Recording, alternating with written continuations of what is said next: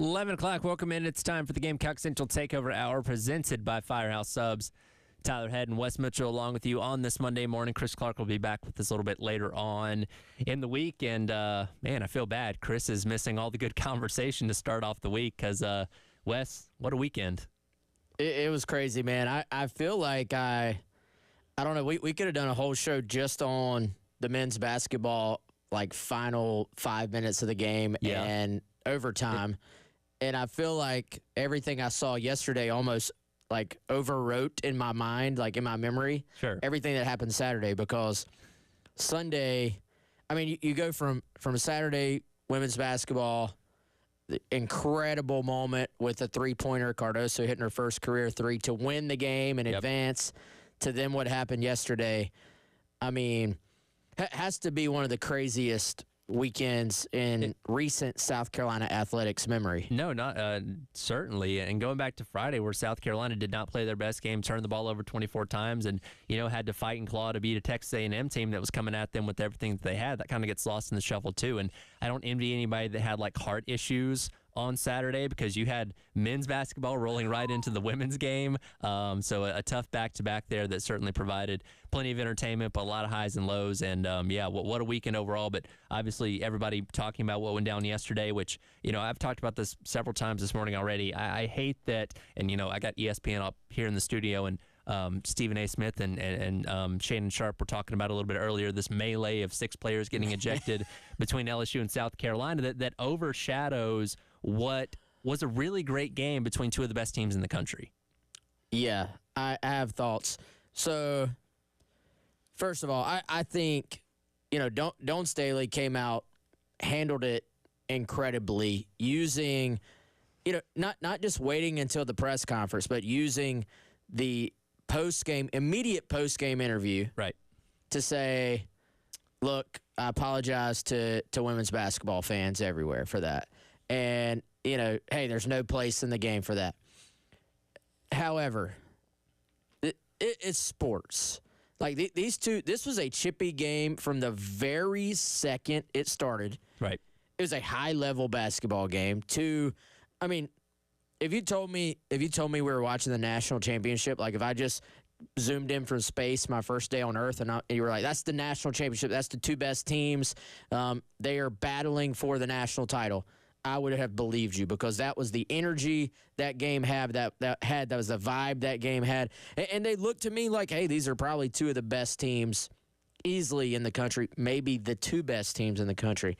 So it had that flair with the extra context of LSU won the national title last year without ever beating South Carolina. They haven't beaten South Carolina in 16 straight meetings. So I think there's a little bit of maybe something else to prove for South Carolina. For LSU, they've heard all year long, oh, you're the national champions, but you're still not as good as South Carolina. Sure. So there's a little, maybe, I would say, little sister complex, a little bit. That's how LSU plays. Like, it was chippy from the beginning. There was a lot of talk. I would say more so on the LSU side than the South Carolina side. Lots of jawing, and it just escalated. Like, did it need to escalate to the point of Camilla pushing her the way she did? Of course not. And I think, you saw Camilla tweet. She apologized. She said, that's not who I am. In athletics and sports, when emotions are at a high point, this stuff happens. It's not the end of the world. Would both sides maybe take it back or take it down a notch if they could? Of course, but let's not pretend this doesn't happen in athletics. This was not a brawl. Like, I think to the extent it's been talked about, which in some ways, frankly, you're putting more attention on women's basketball. Sure. But when I see some headlines, like even on On3, which Gamecocks Central is affiliated with On3, one of their, breaking down the brawl, or a benches clear. The benches did not clear. The benches stood up and walked onto the court. Dude, the bench got ejected because the refs felt like they had to enforce the rules, I think, to the finest degree. Sure. those girls weren't running onto the court to start a fight. They were literally tiptoeing, getting a closer look at what was happening. Elijah brought up the point, and he was there to see it. Like, before Cardoso comes in and pushes Flau'jae Johnson over, there was a timeout. So because they were going to look at the situation with Flau'jae Johnson grabbing full Wiley and assessing that. So the girls were coming on the court, as you do in a timeout, to huddle up, talk about the next play or whatever it may be. So they were just kind of in the process of doing that. And then when all hell breaks loose, okay, yeah, you're going to walk towards closer to that. But that didn't mean that they were all out there throwing haymakers or anything like that. I feel like, and I'm, I'm not one of these people that blames, It's very common these days to quote the media. Hey, the media did this to me. And you got to realize the media is taking a big umbrella and covering a lot of different people. Sure. So I hate to be the media guy, but I was even watching ESPN right after it happened. They're talking about benches clearing brawl. And I'm like, guys, the benches did not clear. The benches, they did get ejected, but it was because they took a very literal interpretation of you can't leave the bench area. Those girls were not coming onto the court to fight. And even the word fight, dude, nobody was out there throwing haymakers. Technically, the benches didn't clear because Sanaya Fagan did stay in the bench area and was allowed to stay in the game. Again, technically did not clear. By inches. Like, right. It was, I guess, either it might have been just very smart on her part. I don't know if she knew the exact rule, but or if it was luck. At one point, they said everybody was ejected. I'm like, what did poor Pow Pow do? She was waiting to check in. She was waiting to check in, and literally just happened around it happened in front of her, and she looks up like, oh, snap, like, this is going down. And it's like right in the middle of it. Right. And luckily they got that part right. Well, and that's why it took them 20 minutes to review all this and go over the video of who did what and who pushed who and all that kind of stuff. It delayed what was a pretty speedy game at that point. I feel like we were on pace to wrap up in around 2 hours, but that completely threw things off track.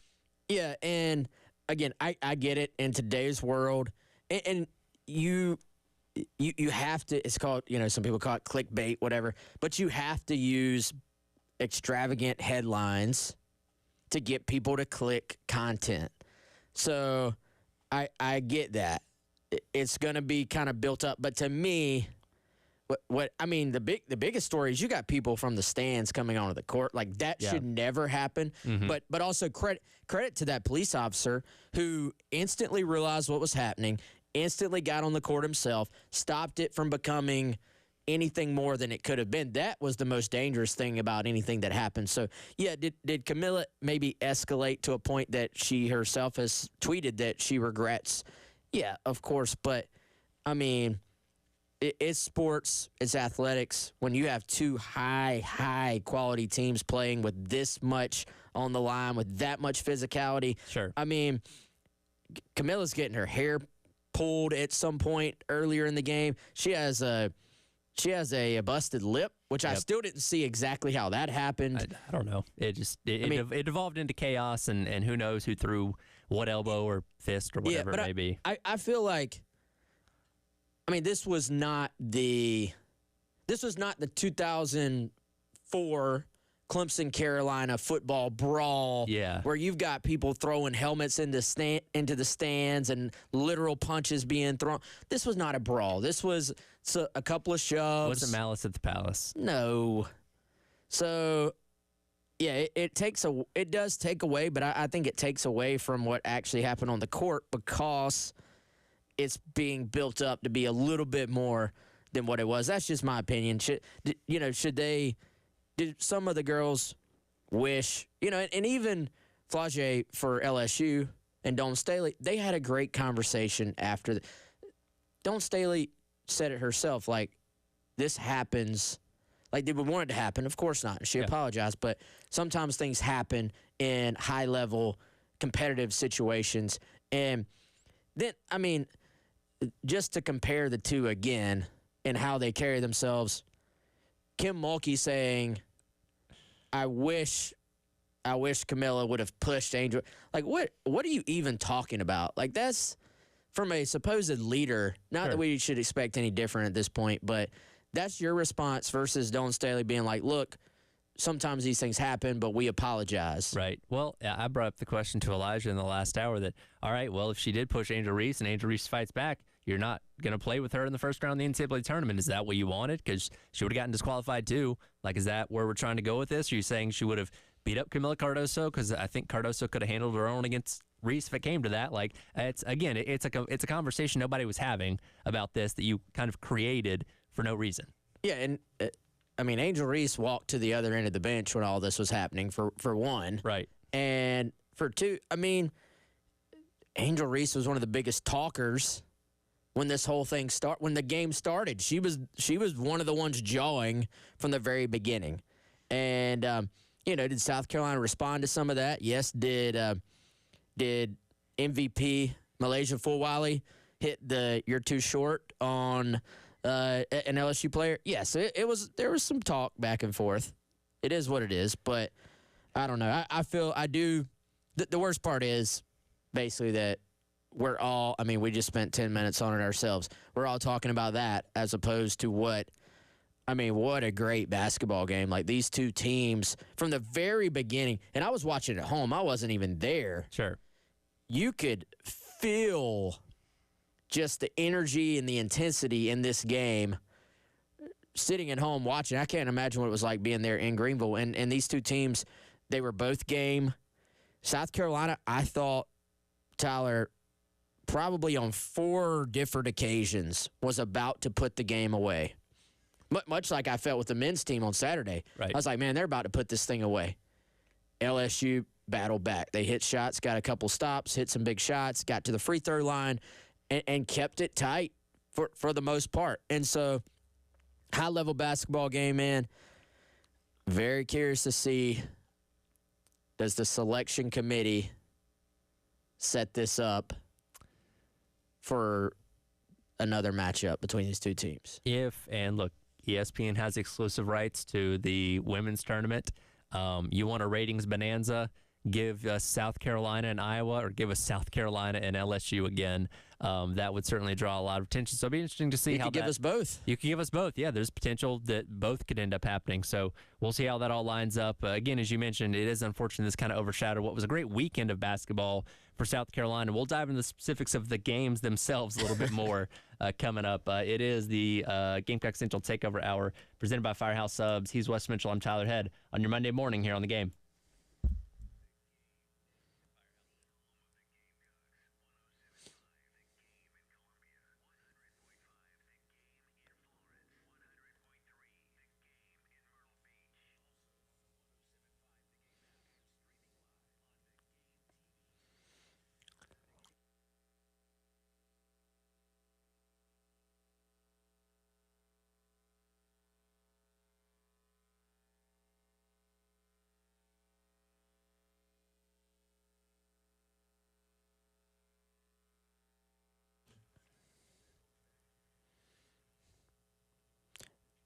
This episode brought to you by Firehouse Subs. Just like every single episode of the Gamecock Central Takeover is every single day. Shout out to our friends at Firehouse. Head on over to firehousesubs.com or download the Firehouse Subs app. By far the easiest way to order your lunch is to hit that rapid rescue to go. Avoid the wait. Order online. Again, you can do that at firehousesubs.com or by downloading the Firehouse Subs app. Every single time you order, you're going to gain points, and then you can turn those points in at a later time to get free food. Try the new Chicken Parmesan Meatball Sub. It has savory chicken meatballs, bright marinara, shaved Parmesan, melted provolone, and crispy Italian seasoned breadcrumbs, all on a toasted garlic bread roll. Only catch here is it available for a limited time only. So if you're going to get it, better order it now. It's almost lunchtime, so head on over to firehousesubs.com or, again, download the Firehouse Subs app. Save all your info. Order right now.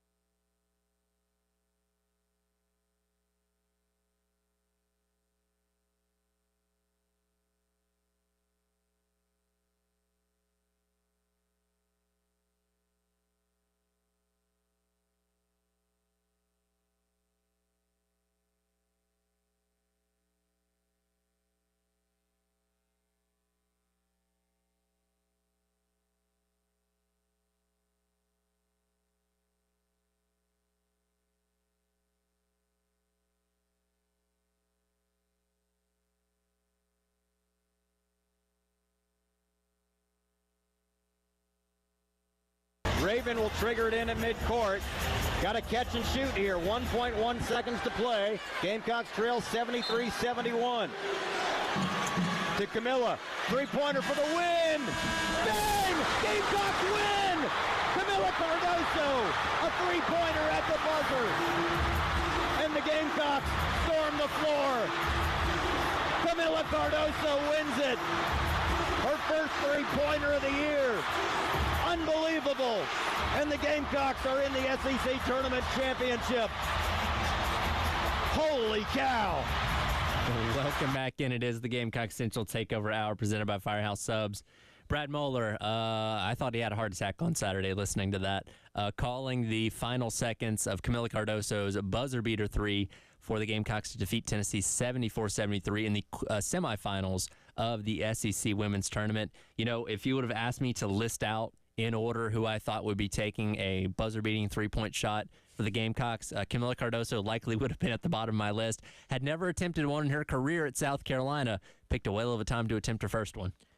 Yeah, and she didn't really hesitate. She saw she was open, and she took it at the urging of her head coach. And, I mean, part of the story has to be Tennessee's defense on that play as well.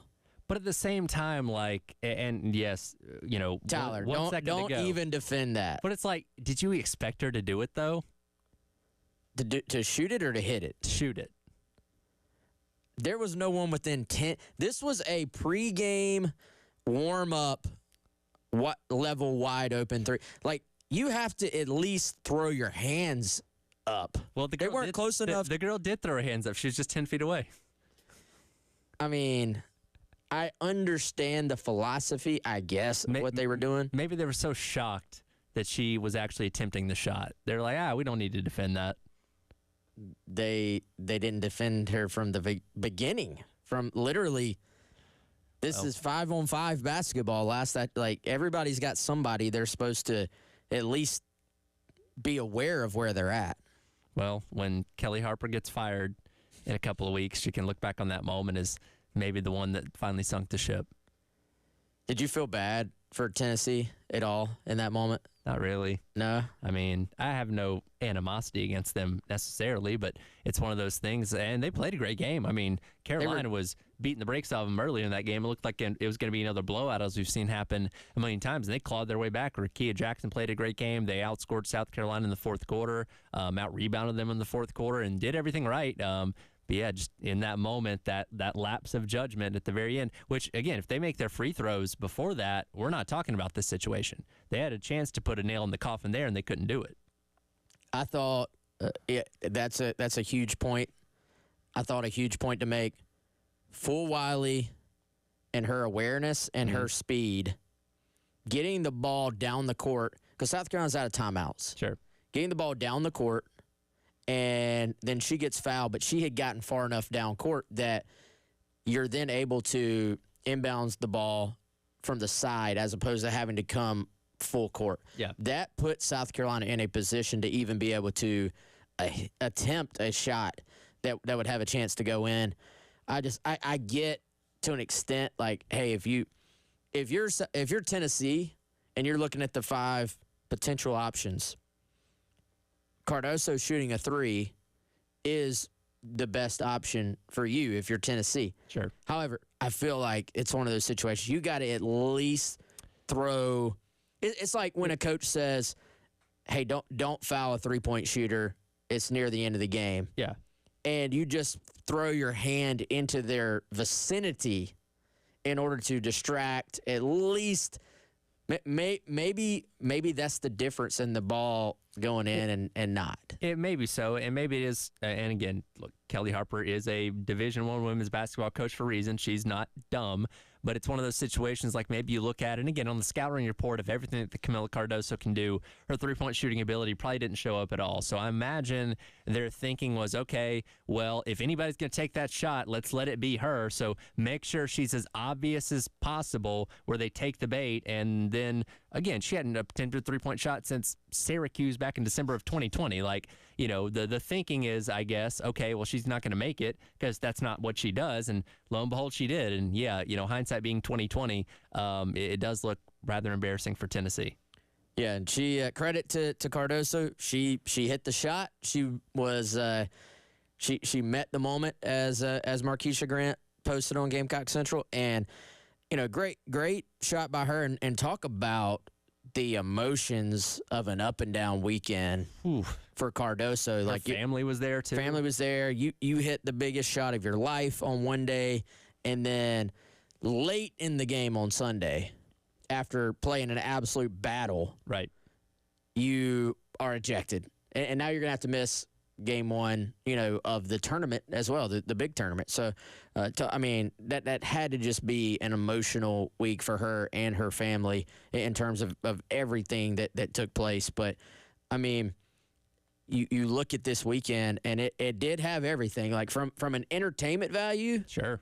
If you're ESPN, the ESPN networks, I mean, women's basketball brings the entertainment. Oh, it certainly does. And even outside of the SEC, had a very entertaining Big Ten championship game with Iowa and Nebraska going into overtime. Caitlin Clark playing out of her mind as usual. The ACC women's game had a really good finish to it, like a lot of great moments. And again, kind of going back to the main point we were talking about earlier, you hate that the main conversation coming away is what happened at the end of the game with the fracas, I guess we could call it, between these two teams. I won't call it a bench killing brawl, but that's what's dominating the headlines. But again, a lot of attention on women's sports. I imagine that probably peaked some ratings there in those last couple of minutes because it took 20 minutes for them to, assess all the fouls and the ejections and everything like that. I imagine they probably had a few more eyes tuning in for those last couple of minutes to see what was going to ultimately end up happening in that game. Yeah, no doubt. And here we are. We're trying to talk about the actual game, and ultimately, keeps coming back. Our minds just naturally head back over to what happened. So I get it. That's human nature. As it is, South Carolina sits at 32-0 this season. And let's talk briefly about Malaysia Fulwiley and just how special she was. She arguably was the difference in this ball game, and not just her point total, but how efficient she was. Like 8 of 12 from the floor, 4 for 4 from the free throw line. Played, I think, 17 minutes, scored 24 points. Like she was the spark, but also it wasn't just her kind of being, she's a spark. She kind of brings something that doesn't necessarily show up in the box score, which she does, but she also showed up in the box score with 24 points and getting open, making smart decisions for most of the game. She had a couple times that got away from her a little bit, but I noticed this against Ole Miss for LSU. They are not great at times at getting back defensively. And I don't know if it's a speed thing or if it's more just, they played 7 girls total. Right. Maybe they get worn down.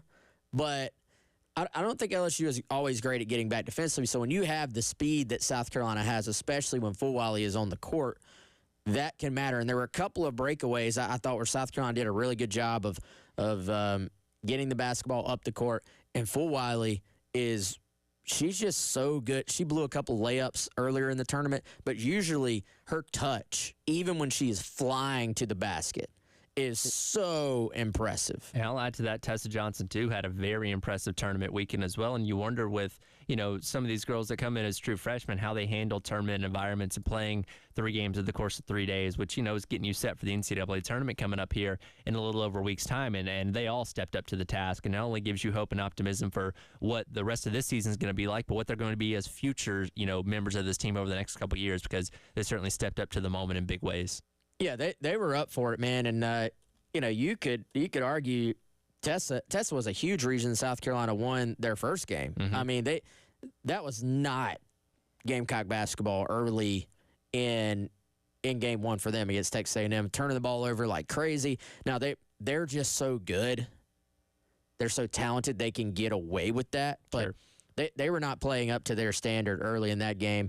And, it looked like, at least for the early parts of the Tennessee game, that was going to just be an easy day for them because they came back. They were not turning the ball over in that game. They played very well in the first half, and then credit Tennessee for fighting back. But this was a weekend from a South Carolina women's basketball perspective that had everything. Sure. Like you had your big moments, you had your lows, you had your memorable moments in terms of the big shot, and then you had your, I would say, future superstar, but actually probably current now superstar, you would say, in full Wiley on full display in this game. Yep, absolutely. So an exciting weekend for women's basketball. They now have a couple days rest, waiting for Selection Sunday to find out their ultimate destination in round one of the NCAA tournament, where, again, they will be without Camille Cardoso for that game. But, again, they've been without her for several times this year. This should be fine there. The men's team was in action wrapping up their regular season on the road in Starkville on Saturday prior to that game between the women and Texas A&M. And the men certainly had you on the edge of your seat for that one as well. We'll dive into that coming up. It's Gamecock Central Takeover Hour presented by Firehouse Subs here on the game.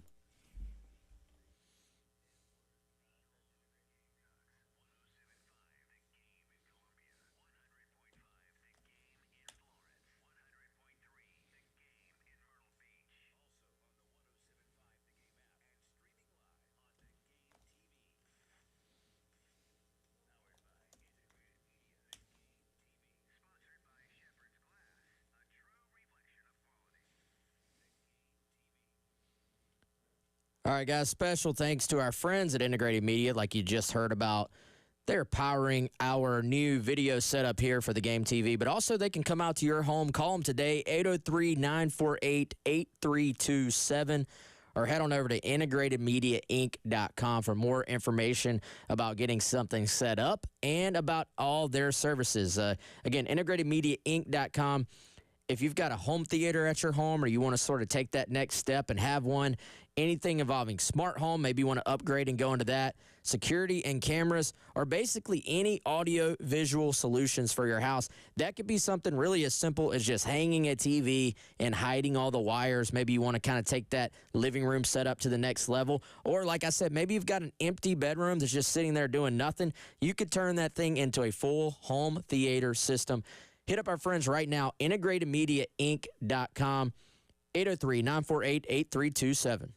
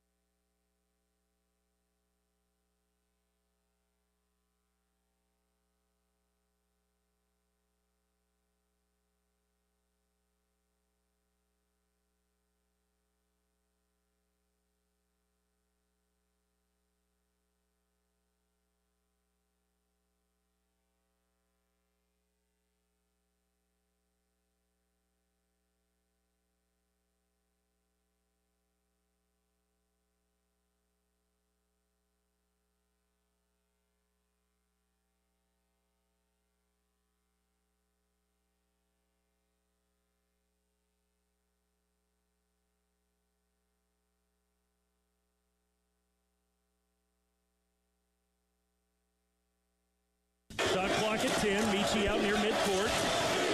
Now starts around the B.J. Mack ball screen. Leaves B.J. wide open. Pick and pop three. Yes. Good. B.J. buries the three from the top of the key, and Carolina hits another big bucket. Welcome back in. Gamecock Central Takeover Hour presented by Firehouse Subs.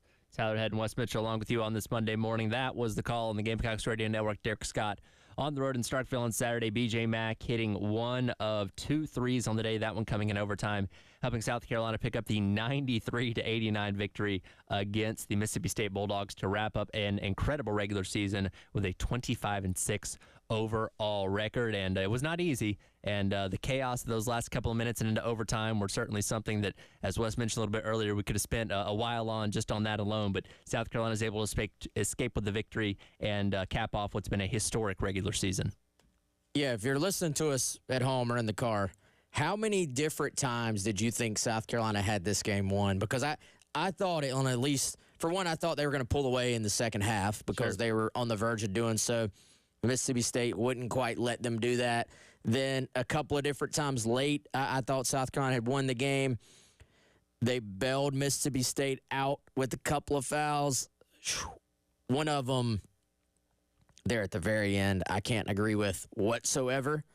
I thought the Mississippi State guy just basically tripped. Mm-hmm. And I need to go back and look at the actual box score. The box score on ESPN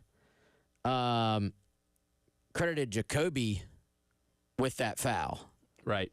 And the announcers were discussing who the foul was on, but then never really truly announced it. The box on ESPN said Jacoby.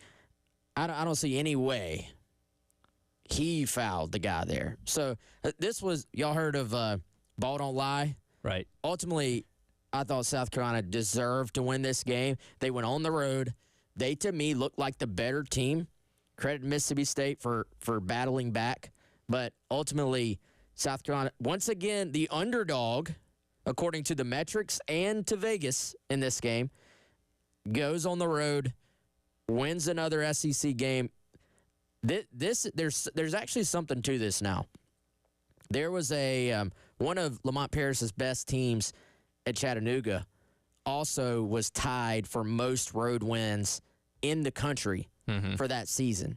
And I'm starting to wonder, is there just something about Lamont Paris's even kill nature and that I know every coach kind of tries to go about their business every game the exact same, but this guy, I mean, he is calm, cool, and collected. And that's a cliche, but he embodies that, I feel like. So I just wonder, is it at the point where there is something to that? I think there certainly could be, especially when you look at the circumstances of what last week was, where you had the highly emotional game. On Wednesday, your chance to lay claim to part of the SEC regular season crown.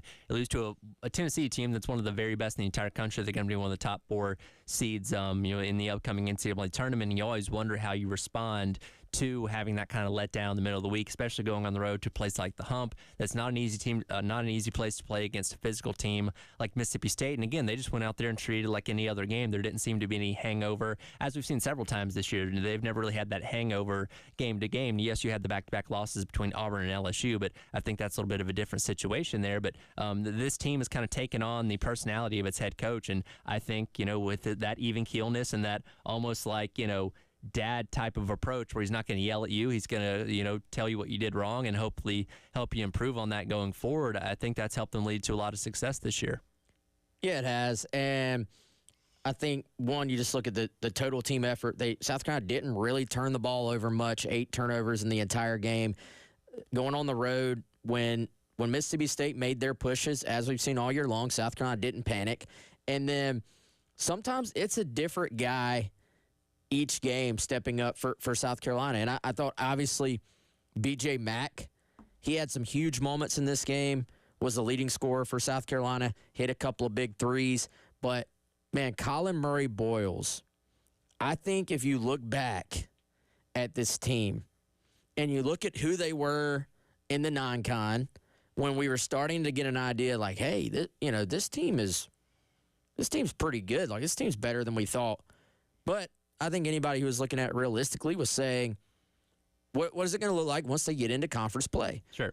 The difference in that team And the team that we have seen go on to win 25 games in 13 SEC games in the regular season is CMB. And his ability to finish at the rim, his ability to rebound the basketball, another 8 rebounds, 6 assists, 4 steals. They credit him with 1 block. I swear my eyes saw 2. I know for certain he had the 1 block in the first half that was just picture perfect, and I think he had another one later on in the game. But yeah, they only gave him 1 in the box score. And again, he shot 90% from the field. Go 9 of 10 for those 19 points. Got 1 free throw in there as well. And he's a guy that, when you look at his numbers as of late, is heating up at the right time. He's averaging a double-double over the course of the last 4 games of the regular season. So he's riding a wave of momentum going into the SEC tournament and ultimately the NCAA tournament. And here's a guy that, at the beat, when he finally was cleared to play and came back, we talked about him getting better and better each game from a strength standpoint of getting back to 100%. Now he's just getting better and better from like a production standpoint. It seems like each game is even better than the one before it. Yeah, I mean, and he's been great the last 4, but you could probably go back the last 15 games for this. I mean, go back to the game South Carolina played against Ole Miss at home. Mm-hmm. I think right around that time of the year, he really started to come into his own.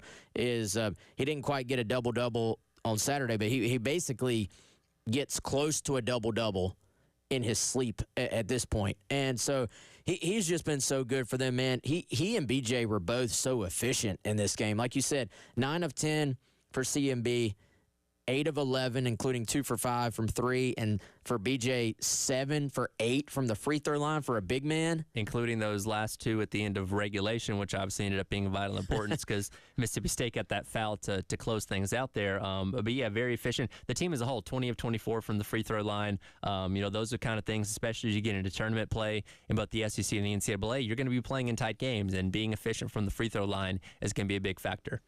Yeah, no doubt. I did enjoy, credit where it's due, I enjoyed watching the Josh Hubbard kid. He's a star. Yeah, he's spectacular. Doing it at 5'10". Yeah. Can jump out of the gym, but hit huge shots for them, man. He did, and he's somebody else. When these two teams played to open up conference play against each other early January, I don't think people had fully figured him out yet, and he's had this meteoric rise similar to Colin Murray-Boyles. And if both these guys stay in place at their respective schools, going to have a lot of battles between these two over the next couple of years. Yeah, by far 2 of the best freshmen in the SEC and arguably probably 2 of the best in the country. Devastating loss for Mississippi State from their side, but South Carolina now can go into the SEC tournament. Would you love to win it? Of course you would. That would be another exclamation point onto what has been such a special season. They don't get the top 4, amazingly, so they're the 5 seed. But there's no pressure for South Carolina going into the SEC tournament with 25 wins, 13 wins, like I said, in SEC play. They're in the big boy tournament. Yeah. Now you're just playing for seeding, and at the very least, the one thing about playing not in the top 4, like not getting that double bye, is you have an opportunity against a team you actually should beat to go ahead and pad your resume in that first round of games. Well, you're either going to face Arkansas or Vanderbilt in that action on Thursday, and then if you win that game, you rematch up with Auburn, which, again, that looks daunting because you lost that 40-point game on the road there, but that's a much different team away from Neville Arena out there in Auburn. And even if you don't win that game, if you can make that competitive, make it a 5-point game or something like there close to the end, that's still plenty of good momentum to show that you can go toe-to-toe with the team that otherwise blanked you earlier on in the season.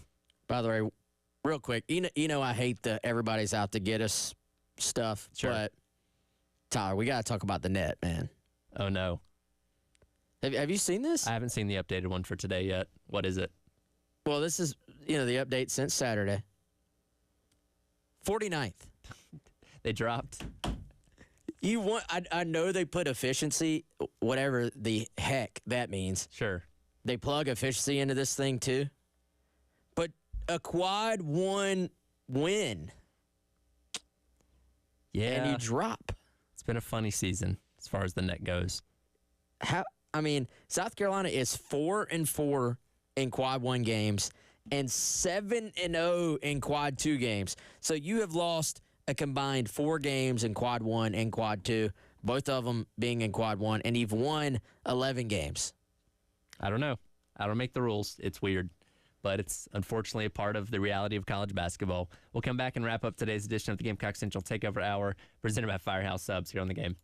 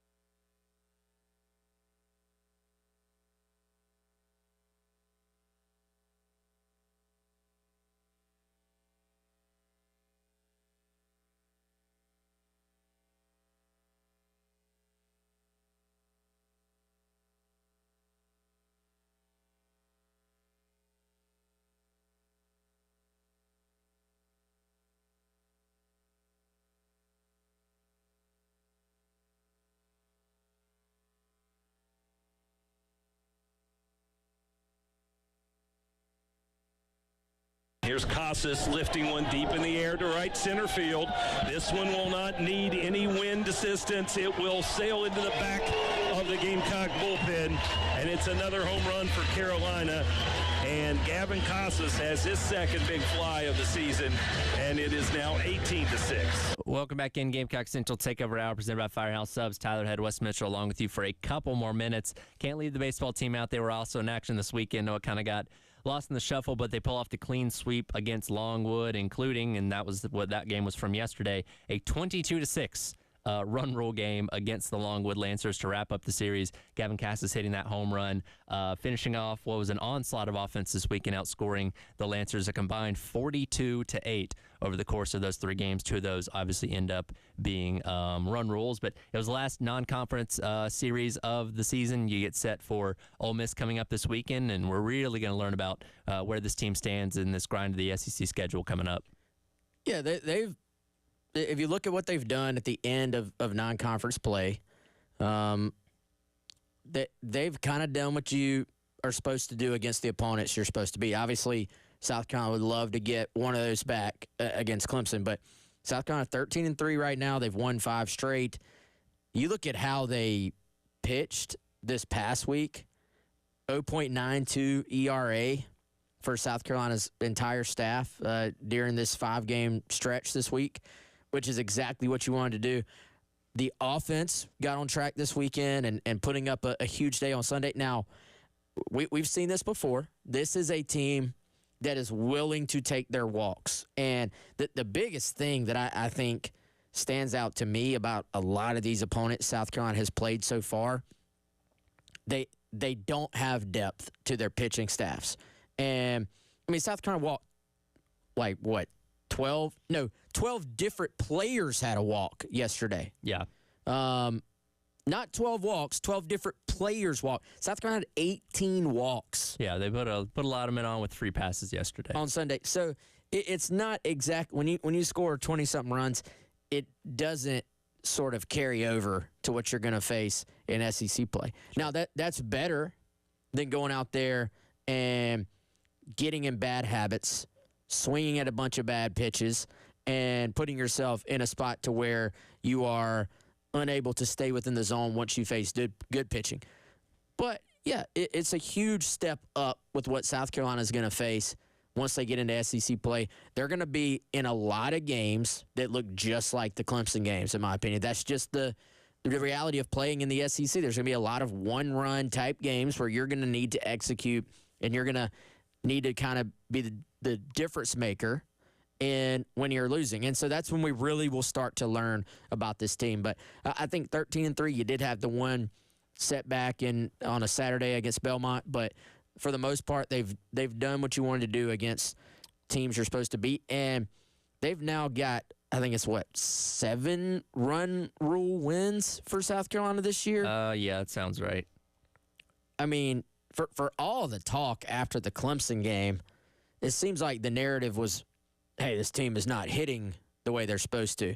For all the talk about that game or that weekend, they have, I think, started to put up more runs and maybe have started to find themselves offensively, which you kind of thought with the guys on this team. I thought it was great to see Casas going yard. He just has not been himself this year, but we know what's in there. We know what he's capable of.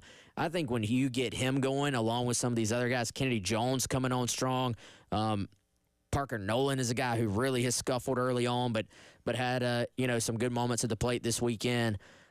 I think when you start to find the depth of this batting order that we thought they had, or we know they have on paper, then that's going to go a long way for this team. Yeah, absolutely. So they'll have one more non-conference game this week. That's against Georgia State before conference play, of course, and then taking on Ole Miss this upcoming weekend. Tomorrow, we're going to be out at Pro Day for South Carolina. Going to get to see all these guys in action as they work out for the Scouts. Going to be out there from 9 until noon. It'll be you, myself, and Jay Phillips also going to hang out with us there, as well as we see like Spencer Rattler, Xavier Leggett, all these guys get some workouts in with these Scouts tomorrow. Yeah, it'll be fun. That's a big day for all those guys, man. Most of the time, all the NFL teams will be there, and we'll hopefully have some interviews. We're hoping, we did this last year, we're hoping we'll have a bunch of guys, coaches, maybe Coach Beamer, dropping by and hopping on during that 3 hours. So we'll have complete coverage out there. Should be fun. Absolutely. So that's coming up tomorrow from 9 until noon. Coming up next, it is the halftime show with myself and Dimitri Ravenos filling in for Terry Ford while he is out of town this week. That'll do it for today's edition of the Gamecock Central Takeover Hour, presented by Firehouse Subs here on The Game.